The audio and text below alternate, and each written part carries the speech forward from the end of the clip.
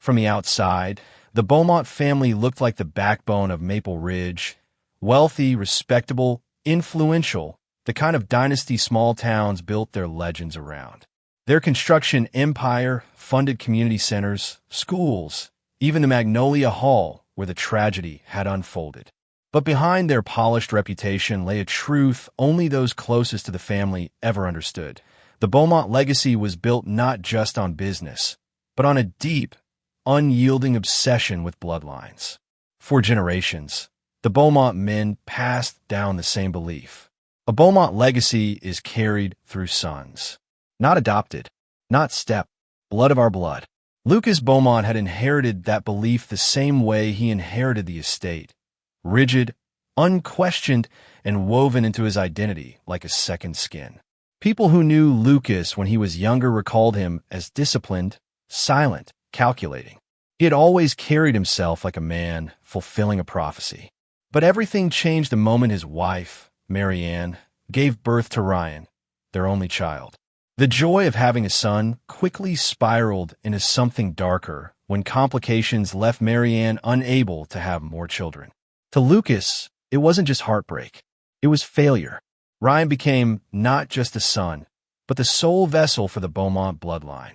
The future of Beaumont men, as Lucas often called them, rested entirely on Ryan's shoulders.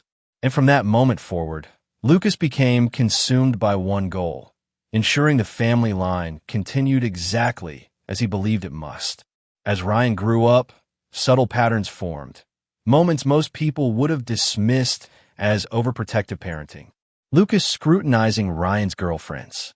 Lucas making offhand comments about good hips or strong genes. Lucas privately calling doctors to ask about genetic disorders in families Ryan dated into. Lucas stopping relationships before they could bloom, always for reasons that seemed practical, but were always deeply personal to him. Ryan, for most of his young adulthood, didn't fight back. He admired his father too much, depended on his approval, and grew up believing the unspoken rule that every Beaumont man lived for something bigger than himself. But everything shifted when Hannah appeared. Hannah Cole wasn't the type of woman the Beaumonts usually accepted. She wasn't from an influential family, didn't have a pedigree Lucas could research, and worked quietly at the Maple Ridge Library. She was soft-spoken, independent, and uninterested in the Beaumont prestige. Qualities that immediately drew Ryan in and immediately made Lucas wary. For the first time in his life, Ryan refused to let his father interfere. He didn't allow Lucas to run background checks. He didn't let Lucas interrogate Hannah. He didn't allow medical screenings or fertility tests, something Lucas had forced on past girlfriends under the guise of genetic precautions. To Lucas, this wasn't rebellion. It was betrayal.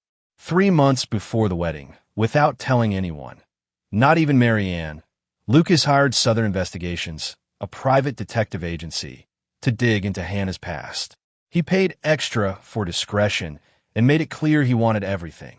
Name history, birthplace, medical background, family records, legal changes, anything that could reveal hidden risks. The early reports showed nothing alarming. She had moved states a few years prior. She kept to herself. Her job history was clean. Her criminal record was empty. But there was a note, small, brief, but enough to ignite Lucas's paranoia. Subject's original birth certificate may be sealed. Further research required. To a normal father, it would be nothing. To Lucas, it was a threat.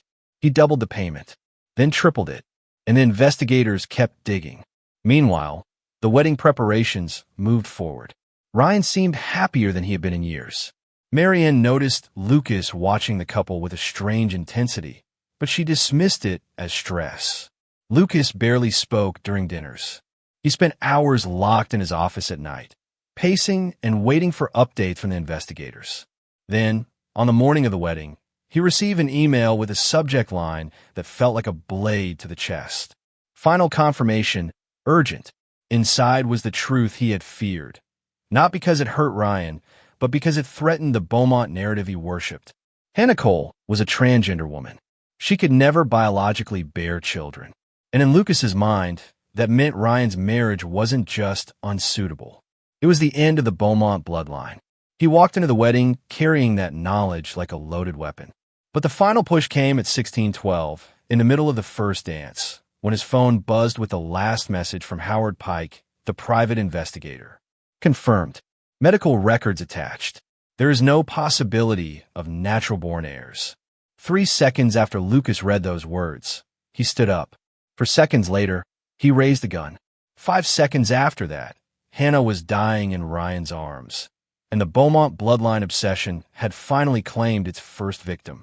What Lucas didn't know, as he sat back down after firing the shot, was that this was only the beginning. The truth behind his obsession, and the ripples of the message at 1612, were about to unravel everything he thought he was protecting.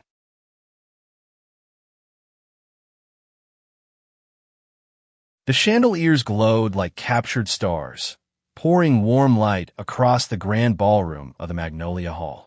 Soft jazz drifted through the air, mixing with the clink of champagne flutes and the rustle of silk gowns. It was the kind of wedding Maple Ridge talked about for years. Lavish, elegant, perfect down to the last rose petal. And at the center of it all was a couple who didn't seem to belong to this world of old money and dynasty. Ryan Beaumont, only son of the powerful Beaumont family, and Hannah Cole, a quiet librarian with a smile that softened everyone around her. Guests whispered about them even before the ceremony started. "She's lovely," one woman murmured. "A bit shy, but lovely." Another said, "You can tell he's crazy about her."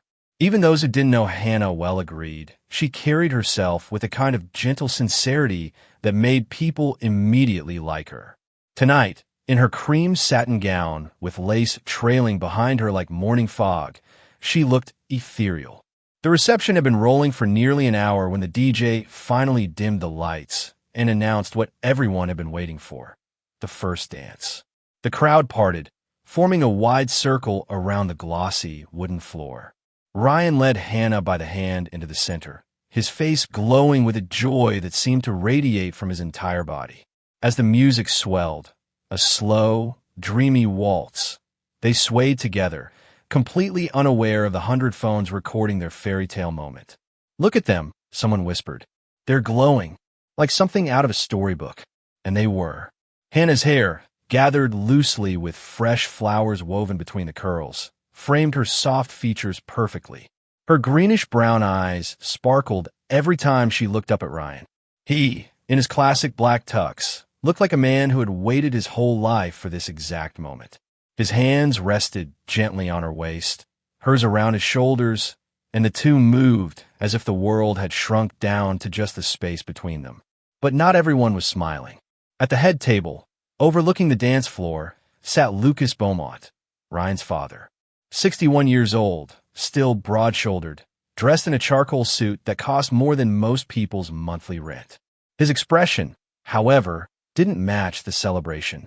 While others beamed, Lucas's face was locked in a cold, emotionless stare, the lines around his jaw clenched so tightly they seemed carved into stone.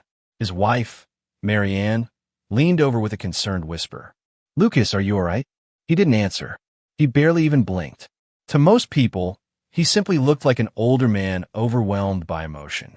But the stillness about him, the stiffness in the way he held his champagne flute, hinted at something far darker simmering beneath the surface. As the waltz reached its soft crescendo, Ryan leaned in and kissed Hannah, drawing applause and cheers from every corner of the hall. For a brief moment, the sound felt like joy itself. Guests clapped. Some wiped tears from their eyes. A photographer snapped a flash that bounced off the chandeliers in a glittering burst of light. Then Lucas's phone buzzed. A single vibration, barely audible, but enough. He looked down. The glow from a screen lit his face for 3 long seconds. 3 seconds in which his eyes widened, his breath halted, and his entire expression froze. Whatever he saw there didn't just disturb him. It detonated something inside him. Before anyone had time to register the change, Lucas rose from his seat. A quiet scrape of a chair. A small motion of his hand slipping into his jacket. No one noticed. Not yet. Ryan twirled Hannah, and she laughed. A soft, beautiful sound that would stay with those who heard it for the rest of their lives. He pulled her close again, their foreheads touching, as if anchoring this moment forever. Then came a sound that ripped it all apart. A single, sharp pop. At first, a few guests mistook it for a champagne cork. But the way Hannah's body jolted forward, the way her fingers clutched at Ryan's lapel as her knees buckled, made it clear it was nothing of the sort. A red stain spread across her satin gown, blooming like a fatal rose. Her eyes widened, confused, trying to focus on Ryan's face. Hannah, he whispered, his voice cracking, his arms tightening around her trembling body. Baby, look at me. Look at me. She couldn't. Her head fell back, her lips parting as if to speak, but no words came out. The music stuttered to a stop. Gasps and screams erupted around the ballroom. Someone dropped a glass. Another person yelled to call 911. Chairs clattered as people stumbled away from the dance floor. In the middle of the chaos, Ryan sank to the ground with Hannah still in his arms, pressing his hand desperately over her wound, his fingers slick with blood. "Stay with me," he begged. "Please stay with me." But she didn't move. She didn't breathe. Across the room, Lucas stood exactly where he'd fired the shot, his arms still extended, the small black pistol steady in his grip. His face was blank, eerily blank, showing neither anger nor fear nor regret. Just cold, determined stillness. Slowly, almost mechanically, he lowered the gun and placed it on the table in front of him. When police arrived minutes later, sirens flashing through the tall windows, they didn't have to chase him. They didn't even have to touch him. Lucas simply extended his wrists. "I'm ready," he said quietly. And while officers cuffed him, Ryan's shattered cry echoed through the hall. A sound Maple Ridge would never forget. The flashing blue and red lights from the patrol cars spilled through the tall windows of Magnolia Hall, staining the once golden wedding decor in harsh streaks of color. What had been a ballroom filled with laughter, music, and champagne now sat in a stunned, frozen silence broken only by quiet sobs, muffled screams, and the sharp commands of first responders. Tables were overturned. High heels were abandoned on the marble floor. A half-eaten slice of wedding cake lay smashed against the stage steps. And in the center of it all, the dance floor, once the heart of the celebration, was now a crime scene marked by blood splattered across polished wood. Detective Natalie Rhodes stepped under the police tape, her expression firm, her stride steady.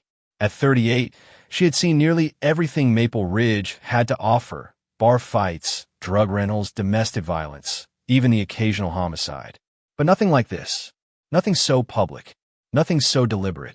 Nothing that shattered a family and a community in a single heartbeat. She had been called the moment the dispatcher realized the shooter wasn't a stranger or intruder, but Lucas Beaumont, the town's most powerful man. The weight of that information settled on Natalie's shoulders instantly. The Beaumonts weren't just wealthy, they were Maple Ridge. Their fingerprints were on half the buildings in town.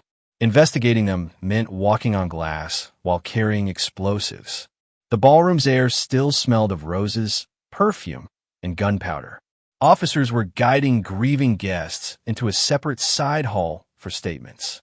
Many were shaking, mascara staining their cheeks, bow ties crooked, shoes missing.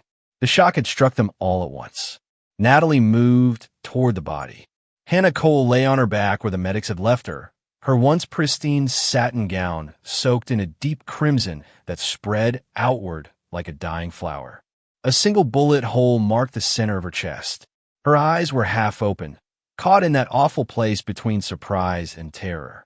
The delicate flowers woven into her hair were crushed against the floor. A wedding veil, almost glowing under the harsh lights, was still tangled around her elbow. Next to her, kneeling on the dance floor, was Ryan Beaumont. His hands, wrists, and shirt were smeared with his wife's blood. He wasn't crying. He wasn't shouting. He just stared forward, hollow, as if reality had peeled away from him entirely. A medic hovered nearby, unsure whether to comfort him or give him space. His breath came in short, uneven bursts, shock taking hold inch by inch. Natalie approached slowly, lowering herself into a crouch beside him. "Ryan," she said gently, her voice low and steady. "My name is Detective Rhodes. I'm very sorry for your loss. I need to ask you a few questions. He blinked as if hearing her from miles away. She was right here, he whispered. We were dancing. She laughed. And then his voice cracked, and he pressed trembling fingers to his forehead. My dad shot her. Natalie nodded. We're going to figure out why. But right now, I need you to focus. Did he say anything beforehand? Did he threaten her? Did either of them argue? No, Ryan said softly. Nothing. He just stood up. And his voice trailed off again, swallowed by confusion and grief. Natalie stood and signaled for the medics to escort him to the adjoining lounge. She watched as Ryan stumbled away, still clutching Hannah's veil in his shaking hands. Then she turned to the head table. The chair where Lucas had sat remained pulled back. A crystal glass lay tipped on its side, champagne spilling slowly across the white tablecloth. And in front of the chair, sitting perfectly centered as if carefully arranged, was the pistol. A compact black handgun. One bullet fired. No attempt to flee. No struggle. No expression of remorse. Just a clean, calculated act. Natalie's gaze shifted to the officers escorting Lucas down the stairs. Even with handcuffs around his wrists, he walked with the posture of a man entering a board meeting, not a murderer being taken into custody. His silver hair was perfectly combed, his suit unwrinkled, his face unreadable. But there was something in his eyes, a flicker of conviction so cold it made Natalie's stomach twist. This wasn't a crime of passion. This wasn't panic. This wasn't heat-of-the-moment rage. This was a decision. Bag that phone. Natalie instructed another officer. He looked at its icons before the shooting. What Everson there started this. As forensic techs began photographing the scene, Natalie walked among the guests who had witnessed the horror. Their reactions told her everything she needed to know. Like an execution, one said. He didn't even yell, another whispered. His face, it was blank. Completely blank. He looked at his phone, and then he just got up. The phone. The message. Something in that moment had triggered Lucas. Natalie made her notes quickly, her pen moving fast. Back inside the ballroom, she surveyed the chaos once more. The toppled champagne flutes, the ruined bouquets, the photographer crying quietly near the stage. And in the middle of it all, the blood-stained dance floor. She exhaled slowly. A father had gunned down his son's bride in front of 200 people. But what she felt most wasn't shock. It was certainty. This wasn't the end of the story. This was only the beginning. Detective Natalie Rhodes had walked into plenty of homes belonging to the wealthy. Mansions with marble floors, libraries bigger than apartments, foyers designed to impress rather than welcome. But nothing quite prepared her for the Beaumont estate.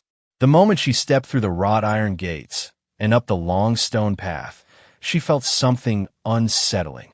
The house wasn't just big. It was imposing, heavy, built not for comfort, but for legacy, a place designed to outlive its owners. Marion Beaumont greeted her at the front door, still wearing the same emerald dress from the wedding. Mascara streaked her cheeks. Her blonde hair, once perfectly styled for the ceremony, now hung in loose, chaotic strands. She looked like she hadn't slept in weeks, though only a few hours had passed since the shooting. Detective Rhodes, she whispered, voice trembling. Please come in. Inside, the estate felt eerily quiet. The chandeliers were dimmed. The fireplaces, usually lit for ambience, were cold. In every photo frame, generations of Beaumont men lined in neat chronological order seemed to stare down at Natalie as she crossed the grand hall. Where's his office? Natalie asked gently. Marion swallowed. Upstairs. Last door on the right. He kept it locked almost all the time. Do you know the code? No, Marianne said, shaking her head. But he keeps the spare key in his closet, top shelf, behind a box of old cufflinks. It was the kind of detail a wife only knew after decades of living with a man who never really let her in. Natalie retrieved the key and approached the office door. Even before she turned it, she felt the tension behind it, like the room itself was holding its breath. She pushed it open. The air inside was different, sterile, precise, as if every object had been placed with mathematical intention. The walls were lined with books, not novels or even business manuals, but thick academic volumes on genetics, heredity, evolutionary biology, family lineage charts, and obscure studies on male line succession. Natalie's eyes narrowed. This wasn't a home office, she murmured. This was a lab. The mahogany desk at the center of the room was immaculate. Not a speck of dust, not a pen out of place, but the locked drawer on the left side, scratched near the keyhole from frequent use, told Natalie exactly where to start. Inside, stacked neatly in labeled folders, were binders filled with documents. But one file at the top froze her in place. H.C. Hannah Cole. Natalie slipped on gloves and opened it. What she found wasn't just a background check. It was an investigation so invasive, so detailed, it bordered on pathological. Surveillance photos of Hannah shopping, walking to work, sitting at a cafe. Printouts of her old medical records, some clearly acquired illegally. Notes like, no family history? What? Birth certificate inconsistencies. Possible seal document, follow-up. Natalie felt her stomach twist. God, Lucas, what were you doing? But that wasn't the worst. Another folder caught her eye. Thick, heavy, labeled. Candidate Evaluation, RB. Ryan Beaumont. She opened it slowly. Inside were files on every woman Ryan had dated since college. Some he'd dated for months, some only a few times. Each profile had full name, family medical history, photos, notes from private investigators, ratings for physical traits, a section titled Likelihood of Producing a Male Heir. Natalie stared in disbelief. This wasn't concern. This wasn't love. This was a breeding program. A twisted, homemade eugenics project born from one man's obsession with pure lineage. Marion entered the doorway, quietly, hands clasped at her chest. I didn't know, she whispered. I swear to you, detective. I didn't know he did all this. Natalie closed the folder gently. How long has he been like this? Marion sank into a leather chair, burying her face in her hands. Since Ryan was born, she said. When the doctors told us I couldn't have more children, something snapped in him. He became convinced the Beaumont line needed to be preserved exactly as it had been for almost 2 centuries. Every generation had a son. Every son had another son. And it all fell on Ryan. So he monitored your husband's girlfriends? He sabotaged relationships, Marianne admitted. He paid people to investigate them, pushed Ryan into breaking things off. If they weren't Beaumont material, he made sure Ryan stayed away. Natalie walked toward a corkboard on the office wall. Papers were pinned in a genealogical web. Family branches charted back to the early 1800s. Next to it hung an empty frame with a question mark at the bottom. Next male heir. A spot waiting for Ryan's future son. A spot Lucas apparently believed Hannah could never fill. Natalie understood now. Lucas hadn't acted out of sudden rage or temporary insanity. His entire world, his identity, was collapsing the moment he learned Hannah could never give him what he believed Ryan owed the family. It wasn't madness in the chaotic sense. It was madness in the methodical sense. Cold, calculated, obsessive. Natalie exhaled slowly. This wasn't just a murder case. It was the unraveling of a dynasty built on delusion. And as she gathered the files into evidence bags, she knew one thing for certain. The truth behind these folders wasn't just going to explain why Lucas killed Hannah. It was going to destroy whatever remained of the Beaumont legacy. Detective Natalie Rhodes had visited hundreds of homes throughout her career, but there was something different about Hannah Cole's apartment. It wasn't grand, and it wasn't lavish. It was small, just a cozy second-floor unit above a bakery on Willow Street. But the moment Natalie stepped inside, she felt a softness that couldn't be faked. Sunlight filtered through sheer curtains. A half-finished cup of tea sat on the windowsill. Shelves overflowed with books, classics, poetry, children's stories, all worn from use. Framed photos of library events and smiling kids filled the walls. A small plant in a painted ceramic pot leaned toward the light, thriving. It was a home built with gentleness, a home that belonged to someone who never imagined violence could touch her. Ryan followed Natalie inside, still moving slowly, like a man walking through a dream he desperately wanted to wake up from. His eyes drifted across the room, taking in details he had never seen before. She read all of these? He whispered, touching the spine of a book. Natalie nodded. Looks like she lived quietly, peacefully.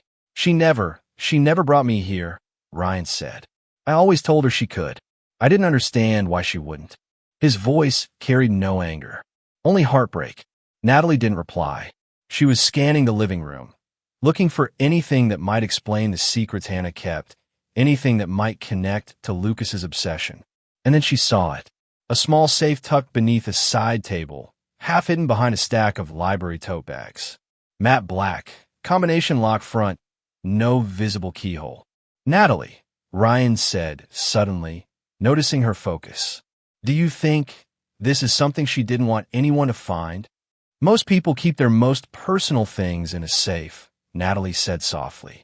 Documents, letters, things they're not ready to share.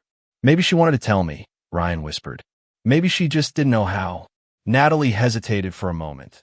This was a deeply intimate moment for a grieving husband, but evidence was evidence. We need to try to open it, she said gently. Any idea what the combination might be? Ryan stepped toward the safe, his hands trembling as he touched the cold metal. He stared at the lock as if it were a door to a life he never fully knew. Try her birthday, Natalie suggested. He did. It didn't open. Your birthday? Nothing. He exhaled shakily, closed his eyes, and pressed his forehead against the safe. The day we met, he whispered. He turned the dial slowly, month, day, year, then pulled the handle. A soft click echoed through the quiet apartment. The safe opened. Inside was a neatly folded stack of documents. Nothing messy, nothing chaotic. Everything arranged with intention, like Hannah had opened this safe many times before, making sure everything inside was exactly as it should be. Natalie put on gloves and lifted the first document. Her breath stilled. It was a birth certificate. Name, Hayden Cole. Sex assigned at birth, male.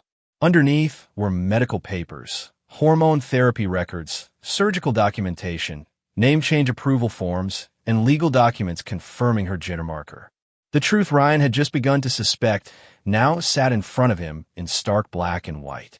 I don't understand, he whispered. Why didn't she tell me? Why didn't she trust me? Natalie placed a hand on his shoulder. It's not about trust, Ryan. It's about fear. He blinked through tears. Fear of me? No, she said gently. Fear of rejection. Fear of judgment. Fear of losing the one good thing she fought so long to have.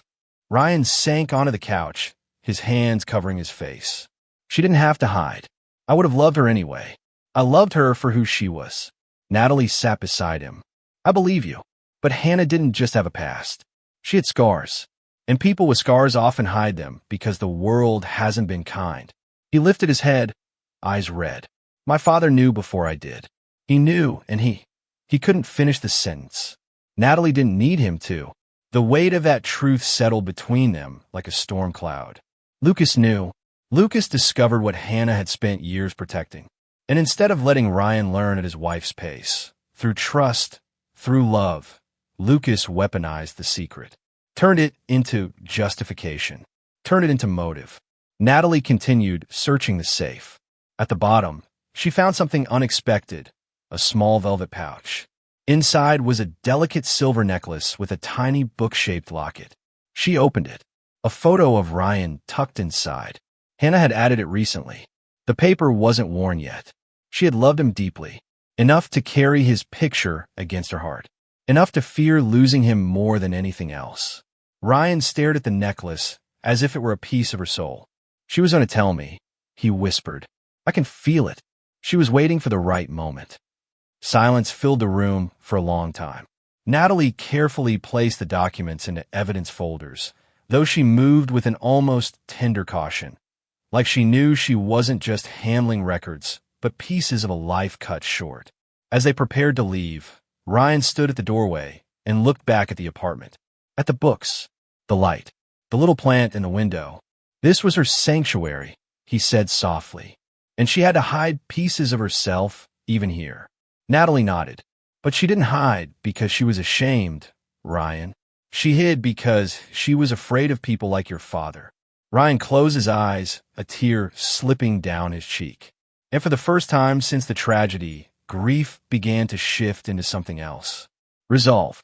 The interview room at the Maple Ridge Police Department was cold in a way that had nothing to do with temperature. The gray walls, the metal table, the flickering fluorescent light overhead, they all seemed to absorb sound, emotion, even hope. It was the kind of room where truth came out only because there was nowhere else for it to hide. Detective Natalie Rhodes stood in the observation booth behind the two-way glass, arms crossed, expression tense. She had tried to keep Ryan from doing this.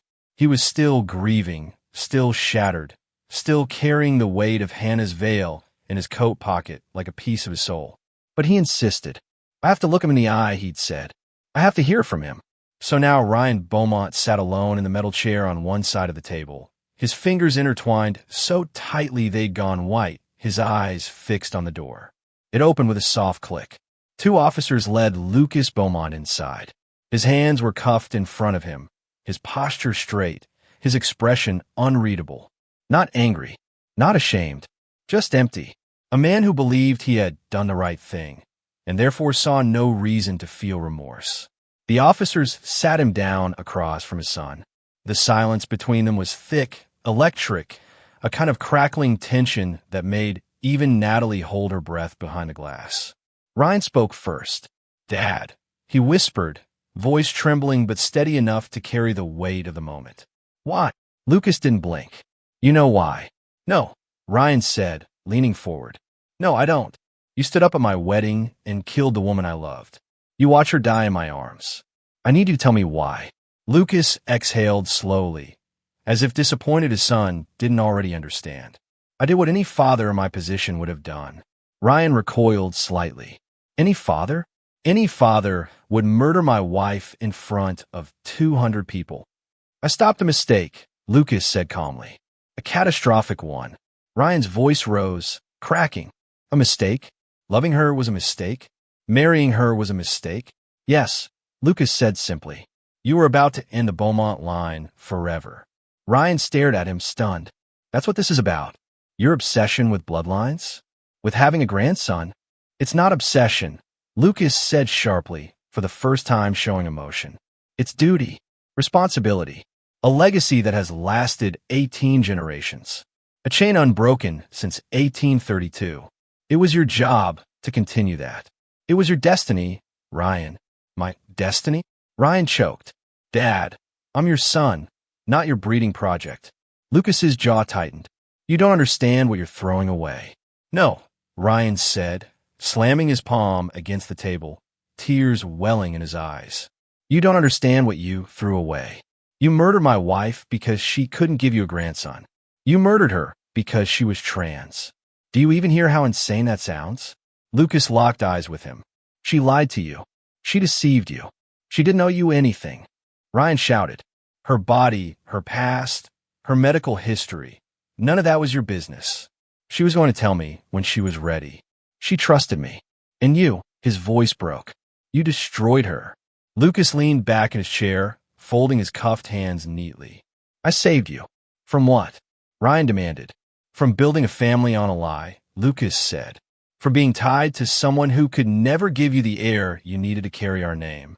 Ryan stood abruptly, the chair screeching backward. For a moment, Natalie thought he might strike his father. Instead, he took a shaky breath and forced himself to sit again. You don't get to use the word family anymore, he whispered. Not after what you did. Lucas tilted his head slightly. Everything I did was for the family. Ryan's voice dropped to a hollow, broken whisper. Then why does it feel like I never had one? For the first time, a faint crack appeared in Lucas's expression. Not guilt. Never guilt, but something closer to impatience. Annoyance. As if Ryan's grief inconvenienced him. You're young, Lucas said. You'll move on. You'll find another wife. A suitable wife. One who can.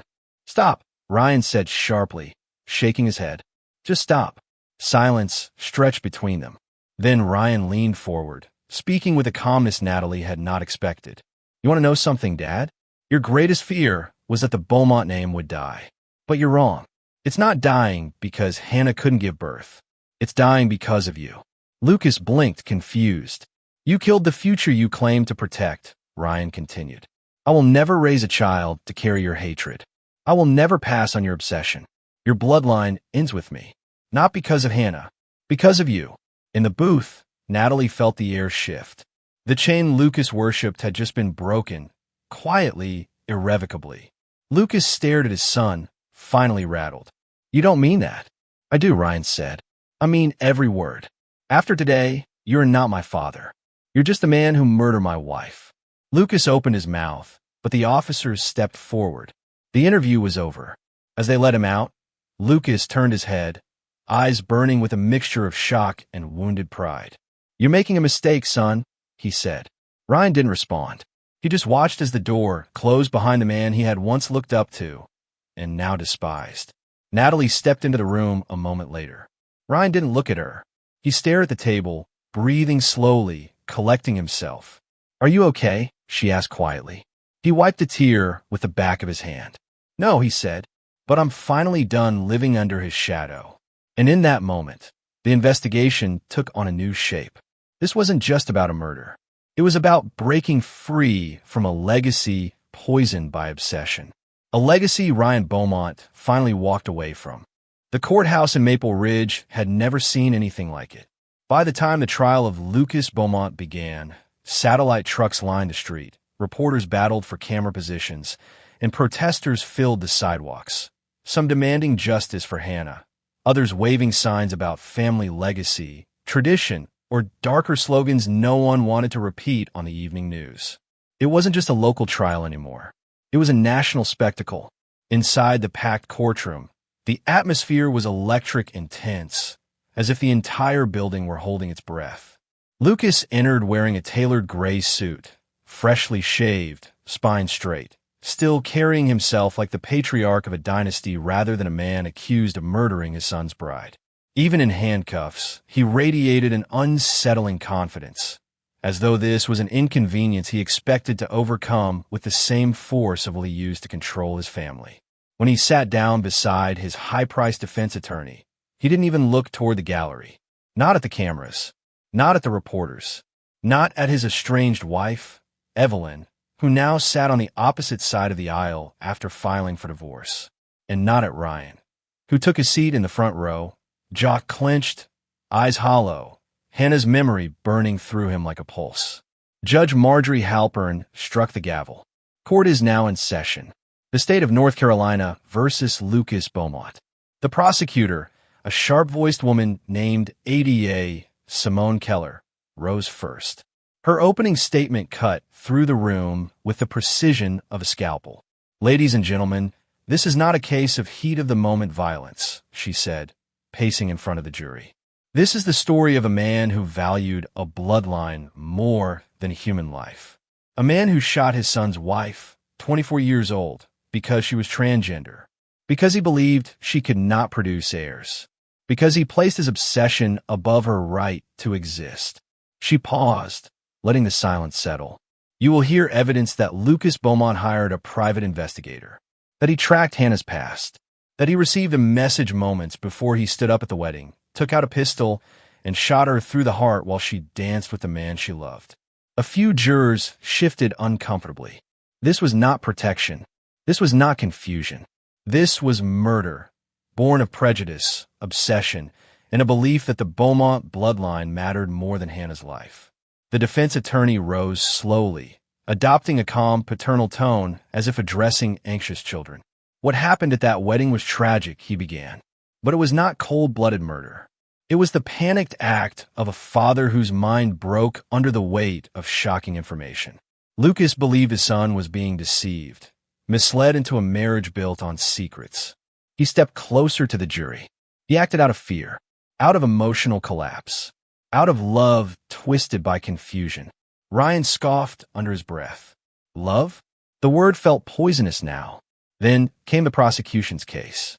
The private investigator testified first, pale and sweaty under the pressure of national scrutiny. He confirmed that Lucas had hired him, pushed him, paid him triple to dig deeper, to get answers no matter how invasive. The final report, the one sent at 4:12 p.m., was shown on a large screen. The timestamp flashed like a siren. Next, the forensics team described the angle of the gunshot, the distance, the lack of hesitation marks. It was deliberate, the medical examiner testified, executed with precision. Reporters scribbled furiously. But the moment that changed the entire room came when Ryan took the stand. He walked up slowly, shoulders tense, eyes rimmed red.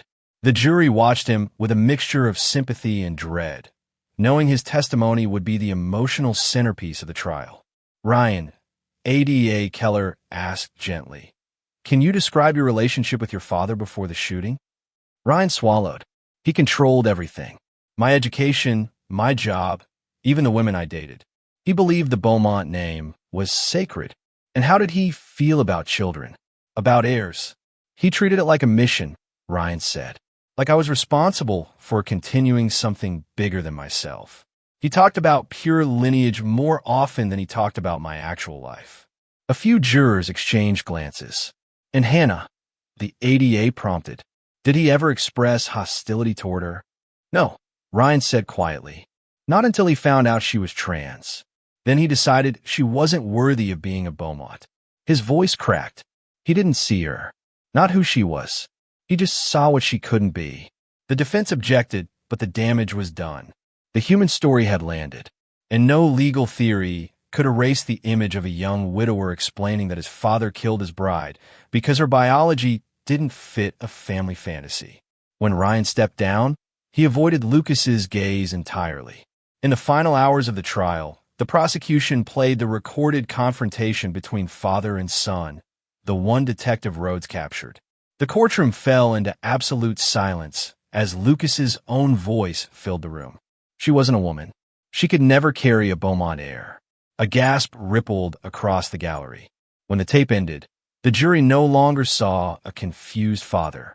They saw a zealot. Deliberations took less than 4 hours. When the jurors returned, the foreman's voice shook. We find the defendant, Lucas Beaumont, guilty of first-degree murder.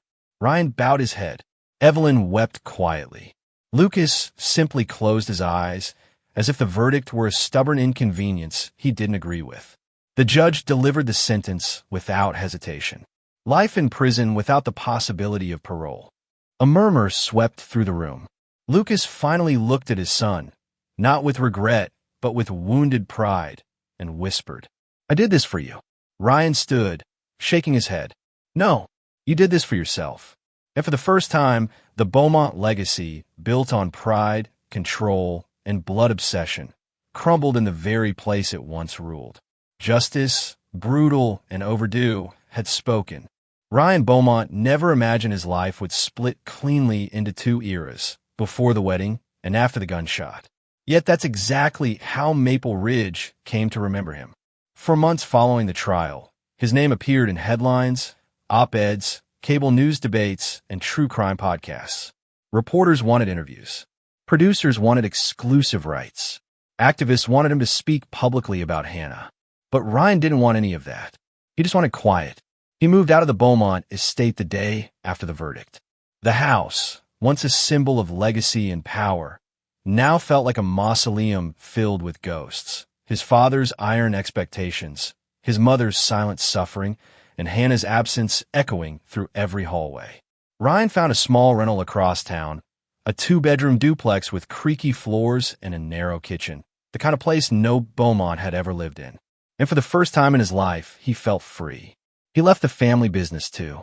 The new CEO, his mother Evelyn, offered him a senior role, a chance to reshape the company.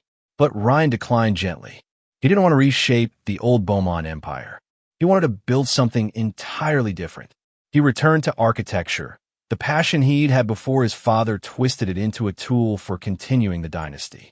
His new projects reflected his transformation. Children's libraries, community centers, safe spaces, buildings designed not to preserve a legacy, but to nurture one. Everywhere he went, people looked at him with sympathy, curiosity, or admiration. At first it made him uncomfortable. Then one afternoon at the Maple Ridge Library, the same place where he and Hannah first met, a little girl tugged his sleeve. "Are you the man from the news?" she asked shyly. Ryan nodded, unsure. She handed him a handmade card covered in hearts and purple crayons. "I'm sorry your princess went to heaven," she whispered. Something inside him broke in the gentlest way. He realized then that grief didn't have to be a cage. It could become a compass. 3 months after the verdict, Ryan walked into a local adoption agency. Not because he wanted to replace Hannah. Nothing could, but because he wanted to honor what she believed in. She had always loved children, always dreamed of reading stories to her own one day. It took months of paperwork, interviews, and home visits, but eventually he got the call. A little girl, 8 months old, mixed heritage, abandoned at a hospital, no family stepping forward. When Ryan first held her, her tiny fingers curled around his thumb, and something unspoken passed between them. An anchor, a purpose, a life reshaped.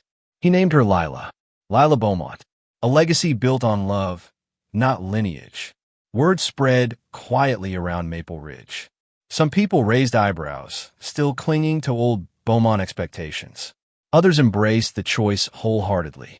But for Ryan, the only opinion that mattered belonged to a child who gurgled with joy each time he lifted her into the air. Life settled into a rhythm, late-night feedings, stroller walks, bottles warming on the stove, his architectural sketches gathering milk stains. For the first time since Hannah's death, Ryan woke up with something that felt like hope. Then, one rainy afternoon, an envelope arrived in the mail, plain, unmarked, stamped from Silver Vale Maximum Security Prison, where Lucas Beaumont was serving his life sentence. Ryan froze. He almost threw it away. But something, curiosity, closure, or maybe anger, made him open it. Inside was a single sheet of paper. His father's handwriting, unmistakable, rigid, controlled, formal. "Ryan, I know I have no right to ask anything of you. I have replayed that day 1,000 times. I still believe in the Beaumont lineage, but I also know I destroyed the only thing that truly mattered to you. I don't ask for forgiveness. I don't expect it, but I need you to know something. You were always meant to be more than my heir. You already are. Lucas." For a long time, Ryan simply stared at the words. It wasn't an apology, not completely. It wasn't an admission of moral clarity.